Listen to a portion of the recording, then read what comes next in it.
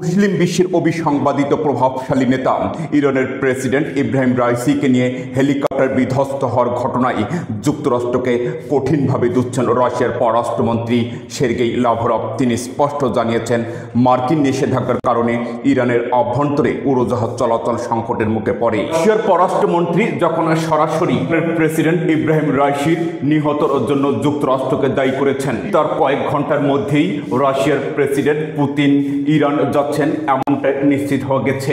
নিরাপত্তার মধ্য দিয়ে কয়েকটি শক্তিশালী যুদ্ধ জাহাজ নিয়ে ইরানে যাচ্ছেন রাশিয়ার প্রেসিডেন্ট পুতিন। অন্যদিকে মুসলিম বিশ্বের আর এক প্রভাবশালী নেতা রিসেপ তাইয়েপ এরদোয়ান এটিও বলেছেন, প্রেসিডেন্ট আমার ভাই, আমি আমার প্রিয় ভাইকে হারিয়ে ফেলেছি।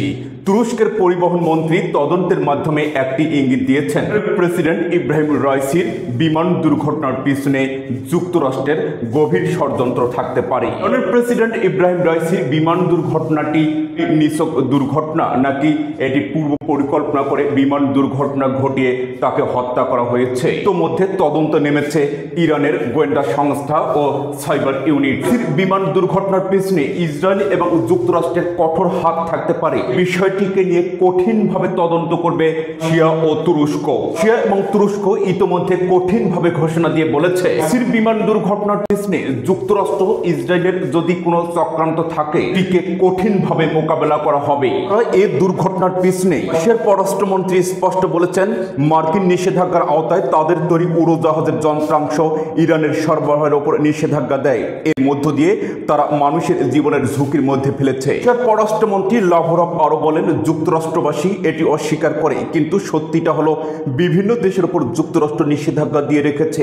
এর ফলে তার উড়োজাহাজ সহ যুক্তরাষ্ট্রের তৈরি বিভিন্ন যন্ত্র মেরামতের খুচরা যন্ত্রাংশ পায় না। ইরানের বিভিন্ন গণমাধ্যমের তথ্য অনুযায়ী রাইসি যে হেলিকপ্টার ছিলেন সেটি ছিল যুক্তরাষ্ট্রের তৈরি বেল 212 মডেলের।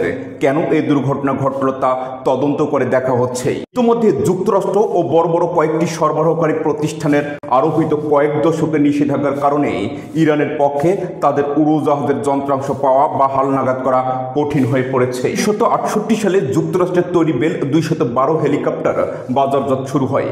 গত শতকের দশকে ইরান এই মডেলের বেশ কয়েকটি হেলিকপ্টার কেনে। এই সময় ইরানের শাসন ক্ষমতায় ছিলেন মোহাম্মদ রেজা পাহলভি। তিনি যুক্তরাষ্ট্রের ঘনিষ্ঠ মিত্র হিসেবে পরিচিত ছিলেন। 1979 সালে ইসলামী বিপ্লবের মধ্য দিয়ে শাহের পতন ঘটার পর যুক্তরাষ্ট্রের তৈরি উড়োজাহাজ, হেলিকপ্টার ও যুদ্ধ বিমান ব্যবহার করে আছে ইরান।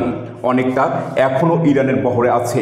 তবে বিপ্লবের পর তেহরানের ওপর যুক্তরাষ্ট্রের দেয়া নিষেধাজ্ঞার কারণে এসব মেরামতের যন্ত্রাংশ কেনাটা ইরানের পক্ষে কঠিন হয়ে পড়েছে। বিশ্ব রাজনৈতিক বিশ্লেষকরা মনে করেন, ইরানের প্রভাবশালী প্রেসিডেন্ট ইব্রাহিম রাইসি বিমান দুর্ঘটনার পিছনে যুক্তরাষ্ট্র ইসরায়েল যদি দায়ী হয়, ক্ষেত্রে তৃতীয় বিশ্বযুদ্ধের যে দামামা বেজে উঠবে এটাতে কোনো সন্দেহ নেই। মোহাম্মদ আব্দুল ওয়াজেদ ইন্ডেক্স, চলতে ফিরতে আন্তর্জাতিক বিশ্ব।